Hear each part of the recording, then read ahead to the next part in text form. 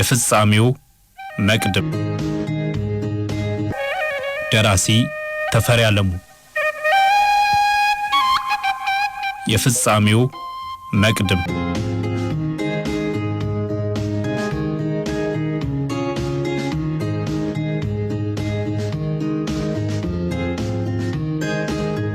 በመንደስና ተመርቄ እዚህ መስሪያ ቤት ከተቀጠርኩ አንድ 10 ዓመት አለፈኝ። መስሪያ ቤታችን ትላልቅ የኮንስትራክሽን ስራዎችን የሚሰራ አንዳንዴ የውጭ ኮንትራክተሮች አጫርቶ የሚያሰራ ከመሆኑ በላይ ለስራው የሚያግዙ ከባድ መኪናዎችን፣ ሎቬዶችንና ከባድ ማሽነሪዎችን ከውጭ ያስመጣል። ለዚህም ስራ ዕቃ የሚያቀርቡ የውጭ ኢንዱስትሪዎች በራሳቸው ወጪ እየጋበዙ የመስሪያ ቤቱን ባለስልጣናትና ኤክስፐርቶች ይጠራሉ። ይህም ድርጅታችን ደንበኛ እንዲሆናቸውና ዕቃዎቹን ከነሱ እንዲገዛ ለማግባባት ነው። ከዚህ አይነቱ ተልእኮ ውጪ ሄዶ አገር ከመጎብኘት ሌላ በግል የሚሰጠው ጥቅም ታይቶኝም ታስቦኝም አያውቅም ነበር።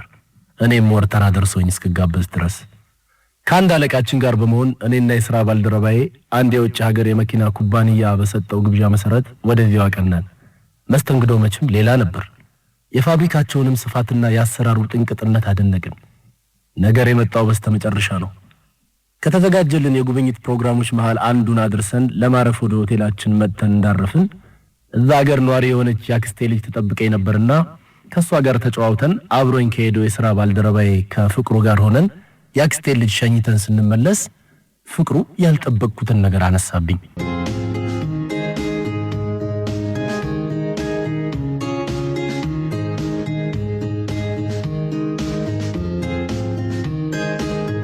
ሙሴ ሴቭኔር አነጋገረን። ማን ነው ደግሞ ሴቭኔር? አስጎብኛችን ነው። ጀርሊክሰን ነው የምትለው? ሙሴ ጀርሊክስ ሴቭኔር። ስለምን ጉዳይ ነው የሚያነጋግረኝ? ያነጋግረኝ ይፈልግ ነበር። እኔን ምን ያነጋግረኛል? አለቃችን አለ አይደል እንዴ? ፕሮግራማችን እንደሆነ የታወቀ ነው። አይ በግሉላችንን ማነጋገር ፈልጎ ይመስለኛል። አንተን አነጋግሯል? ግን ስለምን ጉዳይ ነው ነገሩ? መስሪያ ቤታችን በሚቀጥለው ዓመት ሊገዛቸው ያሰባቸው መኪናዎችና ማሽነሪዎች ከነሱ ድርጅት እንድንገዛ ቃል እንገባላቸው ይፈልጋል። ምን አይነት ቃል ነው እንገባለት? እኛ እኮ ፋብሪካውን ጎብኝተን ሪፖርት የማድረግ እንጂ የመወሰን ስልጣን የለንም። እሱማ የለንም፣ ግን ቢያንስ የኛ ሪፖርት ፖዚቲቭ እንዲሆን ይፈልጋል። ምን ችግር አለው? አሁንም እኮ በጉብኝቱ እንደተደሰትን እየገለጥንላቸው ነው ባገኘነው አጋጣሚ። እሱማ ታዲያ ከዚህ ሌላ ምን ይፈልጋሉ? አገራችን ስንገባ የልባችንን ሪፖርት እናደርጋለን። ሪፖርቱን ማዚ እንድናዘጋጅ ነው የፈልጉት። ጉብኝታችንን ሳንጨርስ? ልክ ጉብኝታችንን ስንጨርስ ባህር ዳርቻ ወደምትገኝ ከተማ ሄደን ለአንድ ለ8 ቀን እየተዝናና እንድንቆይ ፕሮግራም ይዘዋል። ሪፖርቱም እንዲዘጋጅ የሚፈልጉት ያኔ ነው። ለዚህ ደግሞ ሪፖርቱን ፈርመን ከዚህ ፋክስ ማረጋችንን ማረጋገጥ ይፈልጋሉ። ያንን ሲያረጋግጡ ወረታውን ለመክፈል ፈቃደኞች ናቸው። ነገራውን መጣ። የምን ወረታ ነው የሚከፍሉን?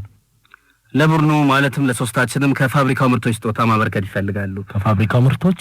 አንዳንድ የቤት መኪና እንዲጫንልን ተዘጋጅቷል።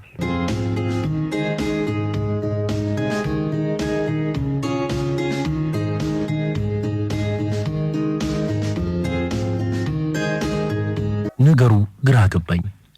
ጆሮዬን ማመን አልቻልኩም። እንዲህ በኢንዱስትሪ የሰለጠነ ሀገር ለሶስት የደሃ ሀገር መልእክተኞች የመኪና ጉቦ ለመስጠት ማሰቡ አደናገረኝ። አንደኛ ውሳኔ ሰጪዎቹ እኛ አይደለንም። በሪፖርታችን ላይ በመመስረት ውሳኔ የሚሰጡት ሌሎች ኃላፊዎች ናቸው። ሁለተኛ የኛ ሪፖርት እንደተባለው ፖዚቲቭ ቢሆንም ወደ ስዊድን፣ ጀርመንና ጃፓን የተጋበዙ ሌሎች የመስሪያ ቤታችን ባልደረቦች ሪፖርትም ይጠበቃል። ስለዚህ የኛ ሪፖርት ብቻ ወሳኝ አይሆንም። ታዲያ ገና ለገና ተግባራዊ ለማይደረግ ግዢ የሶስት መኪናዎች ጉቦ በመስጠት ኪሳራ ውስጥ መግባት ለምን ፈለጉ? ምንም ሊገባኝ አልቻለም። እኔ ይሄን ሳወጣና ሳወርድ የፍቅሩና የጀርሊክስ ሴቭኔር ውትወታ ቀጥሏል።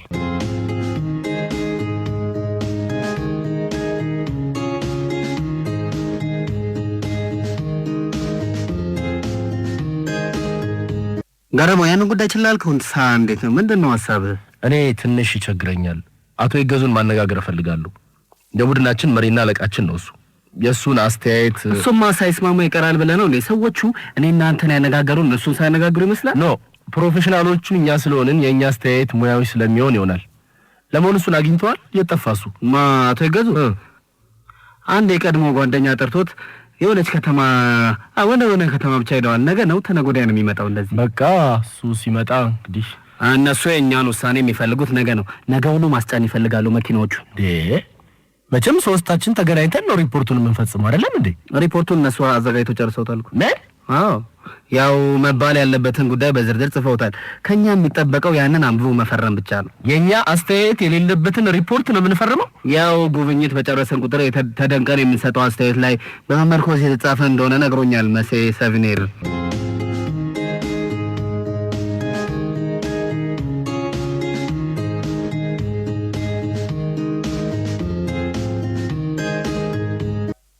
ይሄ ጀርሊክ ሰቪኒር የስለላ ድርጅት አባል ሳይሆን አይቀርም። ስለ መስሪያ ቤታችን ዝርዝር ጉዳዮች ሁሉ ያውቃል። ስለ እያንዳንዳችን የኑሮ ሁኔታ ሳይቀር ማያውቀው ነገር የለም። መስሪያ ቤታችን በሚቀጥለው ዓመት አዲስ ለሚጀምረው ግንባታ 56.8 ሚሊዮን ዩሮ ከአውሮፓ ኮሚሽን በእርዳታ ማግኘቱንና የዚያኑ ያህል መጠን ያለው ገንዘብ በአነስተኛ ወለድ ብድር እንደሚያገኝ ቃል መሰጠቱን፣ ከዚህ ውስጥ ግማሽ የሚሆነው ለከባድ ማሽነሪዎችና ተሽከርካሪዎች ግዢ እንደሚውል የነገረኝ እሱ ነው። ከሁለት ወር በፊት ለሌላ ጉብኝት መጥተው የነበሩት ከፍተኛ ባለስልጣን ሚኒባስ እንደተጫነላቸው ነገረኝ። ሚኒባሷን አውቃታለሁ። ልጆቻቸው ትምህርት ቤት የሚመላለሱባት ናት። ወትወታው አላስቀምጣለኝ። እሱ ከውጪ ህሊናዬ ከውስጥ እንቅልፍ ከለከሉኝ። በመጨረሻ እዛው ሀገር በስደት የምትኖረው ያክስቴ ልጅም ተጨመረችበት።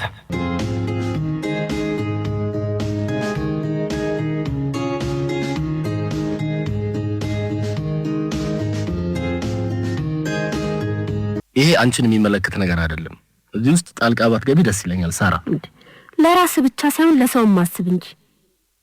እኔ አልፍልኛል ብዬ እኮ ነው ተሰድጄ በሰው ሀገር የምንከራተተው። ምን አለ እኔ ሰመኖራ ፍቃድ አግኝቼ ጥሩ ስራ ተቀጥሬ ቢያልፍልኝ። ያ አዲስ ነገር አይደለም፣ ማንም ሰው የሚያደርገው ነው።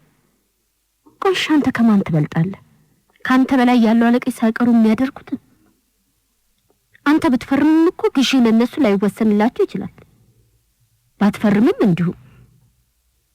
አሁን በእጅ ብለህ ብትፈርም እስቲ ምን ትሆናለህ? ብቻህን አይደለህም እኮ ሁላችሁም ተስማምታችሁ ነው የምትፈርሙት። ሳራ ለምን ህሊናዬ የማይፈቅደውን ነገር እንድሰራ ትገፋፍኛለሽ? ህሊና አትበል። ህሊና አያሾምህም። ህሊና አያሳልፍልህም። አብራያቸው ያሉት ሰዎች ተስማምተው አንተን ቢብትል ጥቅሙ ቢቀርባቸው ሀገር ቤት ሄደ የሚያኖር ይመስላል። ቆይ ለምንስ ጠላት ታፈራለህ? ፍቅሩ ነው እንጂ አቶ ይገዙ ገና የተስማሙ አይመስለኝም። አንተ ነው ያልከው። ሁሉም ተስማምተው ገረመው ግትር ነው እሱን ኮንቪንስ አድርጉ ስላሉ ነው አንተ ላይ ያተኮሩት። እሳቸው ለሶስት ቀን ጥሏችሁ ይሄዱት ያለ ነገር ይመስላል።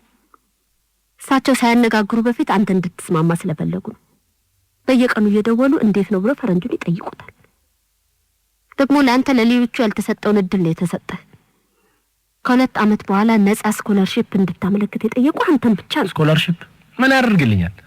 እስካሁን የተማርኩት ከህሊናዬ ጋር ካላኖረኝ ጨምሬ መማሩ ምን ጥቅም አለው? እሺ ቆይ ለአንተ አታስብ። ቆይ ለእኔ አታስብልኝም? እንዴት? ይኸውልህ ገረመው፣ ያንተ እሺታ የኔንም ህይወት ይወስናል። አንተ እሺ ብለህ የምትፈርም ከሆነ እኔ በሚቀጥለው ዓመት የሥራ ፈቃድ እንደሚያሰጡኝና ካምፓኒ ውስጥ ስራ እንደሚፈልጉልኝ ቃል ገብተውልኛል።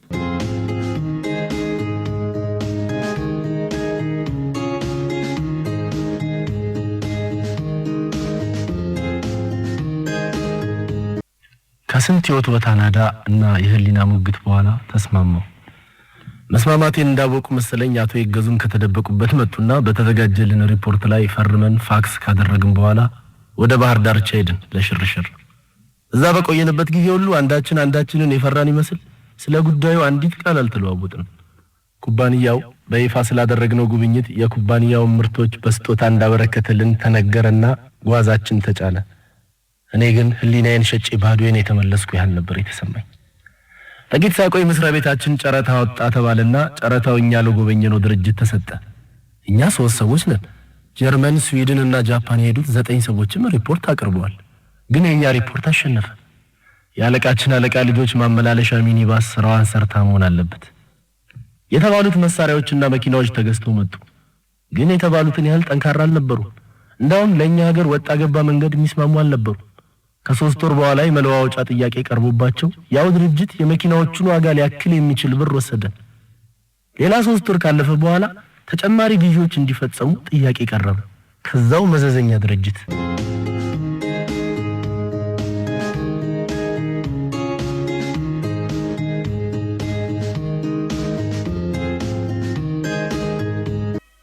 እኔ ይሄንን ህሊናዬ ሊቀበል አይችልም። ፍቅሩ እነዚህ ሰዎች አጭበርብረውናል። አንድ ጊዜ ገብተንበታል አልኩ እኮ ምንም አማራጭ የለንም።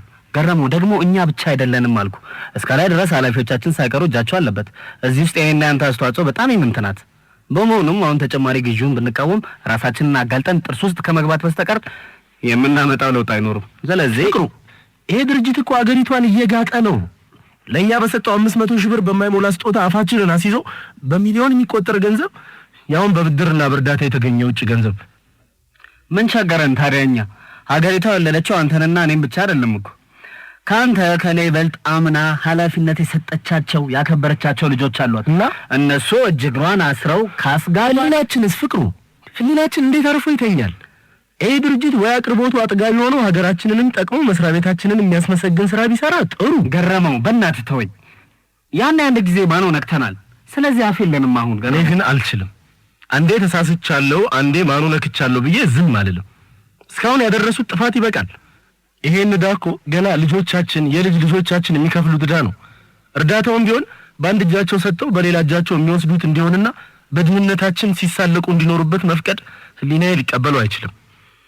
እንግዲህ በአቋም ከጸና የራስህ ጉዳይ ነው። እኔ ከደሙ ንጹህ ነኝ። ማንም ከደሙ ንጹህ ሊሆን አይችልም። ቢቻል ሁላችንም ተስማምተን የምናጋልጠው ቢሆን ጥሩ ነው። ያለበለዚያ የኔ ራሴን ማጋለጥና ግዢውን መቃወም የሁላችንም መጋለጥ መሆኑን አትርሳ። ያሰራራኝ ነው እንዴ? እኔ አልፈራም። አይዞ ብዙ ሰዎች ባሉበት ጥፋት ውስጥ መገኘት አያሰራም። እዚያ ሀገር የሚያስፈራው ከብዙ ሰው ተነጥሎ ሐቀኛ ለመሆን መሞከር ብቻ ነው። እኔ መኪና ተቀብዬ ሪፖርቱ ላይ ፈርም ያለው ብል እናንተ አብራችሁኝ የሄዳችሁትና የፈረማችሁትን ንጹህ ያደርጋችኋል? በመሰረቱ እኔ ተራ መሐንዲስ ነኝ። የቡድኑ መሪ አቶ ይገዙ ሲሆን አንተ ደግሞ ሲኒየር መሐንዲስ ነህ። እኔ መቼም ከእናንተ ቃል ልወጣ አልችልም። በልምድም በሲኒየሪቲም ትበልጡኛላችሁ። መከራከሪያህን አዘጋጅተሃል ማለት ነው? መጀመሪያ እኔን የሚጠይቀኝ ሰው አይኖርም። ነገሩ የሚጠብቀውም የሚጠናውም እናንተ ላይ ነው። ጎሽ እውነትህን ነው ብለው ያለቃችን አለቃ ሚኒባሳቸውን የሚያስረክቡ ይመስላል? አቶ ይገዙስ ቢሆኑ አዎ ተሳስተናል የሚል ይመስላል? እኔ ጋር የሚመጡት ከዚያ በኋላ ነው። እኔ ብጠየቅም በጥፋተኝነት ሳይሆን በምስክርነት። ማን ላይ ለመመስከር? ማን ላይ ይመስላል? ድርጅቱ መኪና በስጦታ መልክ መስጠቱን ባትመሰክርም መቼም ለኮንስትራክሽን የመጡት ማሽነሪዎች ከዚህ በፊት ተመሳሳይ ፕሮጀክት ከሰሩበት ሀገር ተነቃቅለው መጣያ ያጡለትን መሆኑን አትክድም። ለሸጡልን ተሽከርካሪዎች መለዋወጫ ማቅረብ ሲገባቸው እንደገና ለመለዋወጫ ተጨማሪ ክፍያ መጠየቃቸውን። ገረመው፣ ይህን ሁሉ የምትጠየቀው አንተ ትሆናለህ። እኔ ጀማሪ ነኝ። አቶ ይገዙም ቡድኑን ይምሩ እንጂ የሙያው ሰው አይደሉም። ሁለታችንም ያንተን የሲኒየር መሐንዲሱን አስተያየት አምነን እንደፈረምን እንድንመሰክር ነው የምንጠራው። እና እንዲህ ብለህ ትመሰክራለህ ማለት ነው? ግጥም አድርጌ እንደ ገረመው አንዴ ገብቼበታለሁ እኮ ምንም መውጫ ቀዳዳ የለኝም። ራሴን ማጋለጥ የብቻዬ መብት አይደለም፣ ብዙ ሰዎች ያጋልጣል። ራሴን የማጋለጥ መብት ያለኝ ልሞት ስል ለነፍስ አባቴ ብቻ ነው። ስለዚህ ዛሬ ራሴን የማጋለጥ መብት የለኝም። የኔ መጋለጥ የሚያጋልጣቸው ሰዎች ይጨፈልቁኛል። አንድ ራሴን አላጋለጥም። ሁለት ራሱን ሊያጋልጥ የሚሞክር ሰው ላይ እንደመሰክር ስታዘዝ ትዕዛዙን በትክክል እፈጽማለሁ። አለቀ።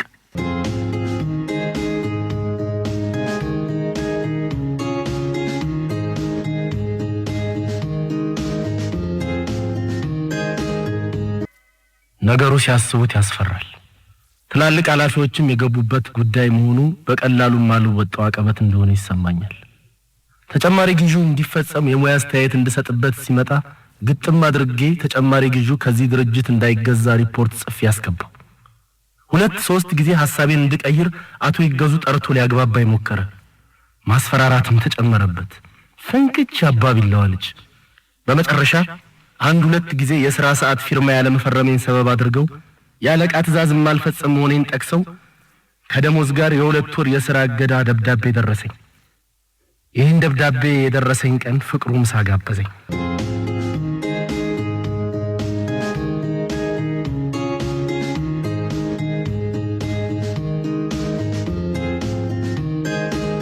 ገረማ አውሬዎቹ እየተንቀሳቀሱ ነው። ይሄ ማስጠንቀቂያ ነው። ምን አድርግ ነው የምትለኝ? ይሄ ደብዳቤ ለነገሩ የውሸት ነው። እምቢ ካልክ የእውነትም ይሆናል። አልገባኝም። ለዚህ ደብዳቤ መልስ ስጥ። ተሳስቻለሁ፣ ለዛሬ ይቅርታ ይደረግልኝ ብለህ ታስገባለህ። በዛው ታዲያ ስለ ተጨማሪ ግዢው ያቀረብከውን ሪፖርትም ታስተካክላለህ። ይሄ ቅጣት የተጻፈው ለሪፖርቱ ነው ማለት ነው? ትጠራጠራለህ እንዴ? እምቢተኝነት የተጠቀሰ የትኛውን ትዕዛዝ እምቢ ብለህ ነው? እኔም የገረመኝ እኮ እሱ ነው። ይልቅ ነገርኩ፣ ቶሎ ብለህ እንዳልኩ አድርግ።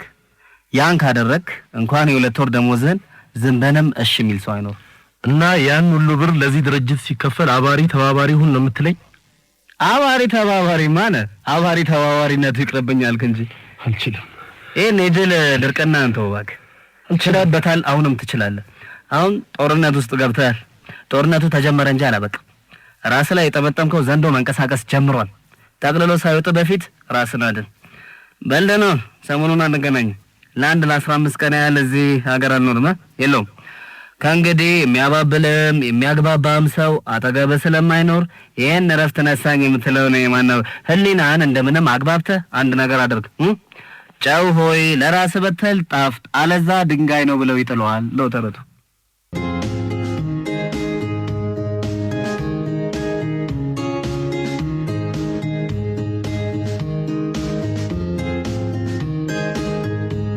ከፍቅሩ ጋር ከተለያየን በኋላ 1 ሳምንት ሙሉ ያለ እንቅልፍ ነገሩን ሳመነዥከው ከረምኩ። እንደተባለው ጦርነቱ ተጀምሯል። በድል መወጣት የሚባል ነገር ያለው ጦርነት አይደለም። ወይ ተሸንፎ ተንበርክኮ እጅ መስጠት፣ ወይ ደግሞ የያዙትን ወርውሮ ጠላትን ባይገሉም አቁስሎ መሞት ወይም መቁሰል ብቻ ነው ያለው። ይህን ተጨማሪ ግዢ ካስቀረው የራሴን መቁሰልም እንደ ድል ቆጥረዋለሁ። በትንሽ ጥቅማጥቅም አፋችን ተይዞ አንድ ቀን በሰራነው የገዛ ስተታችን ውስጥ ተደብቀን ሀገር ሲጠፋ ዝም ብሎ ማየት አብሮ መጥፋት ነው። ድህነታችን ያስቆጨናል። በረሃባችን እናፍራለን። ኋላ ቀርነታችን ያንገበግበናል። እንዲህ ሰለጠን የሚሉት ሀገሮች የቀን ጅብ ሆነው ሊግጡን ሲያሰፈስፉ ግን አባሪ ተባባሪ እንሆናለን። አባቴ የነገረኝ የአንድ የጅብ ታሪክ ትዝ አለኝ። ለሽንት ቤት የተቆፈረ ጉድጓድ ውስጥ አንድ ጅብ ይገባል። የአካባቢው ሰው ሊገለው በጦርም በድንጋይም ሞክሮ አቆሳስሎ ብቻ ይተወዋል። ጅቡ በተወረወረበት ጦር አንጀቱ ተዘርግፎ ነበርና ሲረባው የገዛ አንጀቱን እየሳበ ይበላ ጀመር። የገዛ አንጀቱን በልቶ ጨርሶ በመጨረሻ ይሞታል። የኛም ሁኔታ ይሄንኑ የጅቡን ታሪክ ነው የሚመስለው። በትንሽ ጥቅም የችግር ረሃባችንን ያስታገስን መስሎን የህይወታችን ክር የሆነውን አንጀታችንን እየበላን ወደ ሞት እያዘገምን ነው። አውቃለሁ ራሴን ሳጋልጥ እጎዳለሁ፣ እመታለሁ፣ እቆስላለሁ፣ ልሞትም እችላለሁ። ባላጋልጥም እንደ ጅቡ ሞቴ ስለማይቀር ራሴን መስዋዕት አድርጌ ተጨማሪ ጥፋት እንዳይመጣ አንድ ነገር ለማድረግ ወስኛለሁ። የፍጻሜው መቅድም ተጀመረ።